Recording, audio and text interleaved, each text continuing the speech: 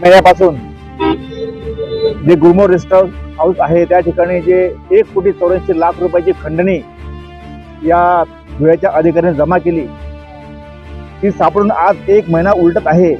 परंतु ज्याप्रमाणे ती चौकशी चालू आहे ती अत्यंत संत गतीने चालू आहे. हा टाइमपास चालू आहे आणि हे प्रकरण शासनाला दडपायचं आहे असा आमचा स्पष्ट आरोप आहे.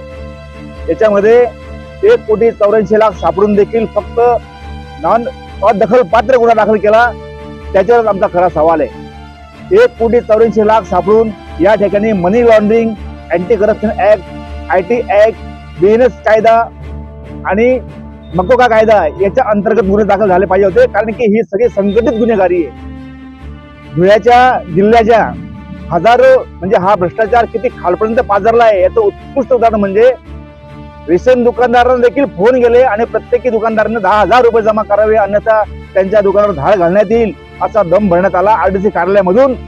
त्या RDC कार्यालयाचे जे CCTV फुटेज आहेत त्या RDC कार्यालयाच्या त्या शेलार आहेत त्यांचे जे CDR आहेत ते का तपासत नाही हा आमचा सवाल आहे.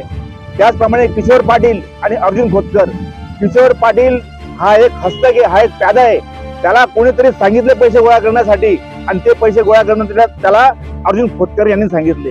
अर्जुन खोतकरच्या सांगितल्याप्रमाणे किशोर पाटलाने कुठल्या अधिकाऱ्यांना फोन केले, कुठल्या अधिकाऱ्यांनी त्यांना पैसे आणून दिले, ते का आणून दिले या प्रश्नांची उत्तरे महाराष्ट्र मागत आहे आणि म्हणून या ठिकाणी आम्ही आज धरणे आंदोलन करत आहोत.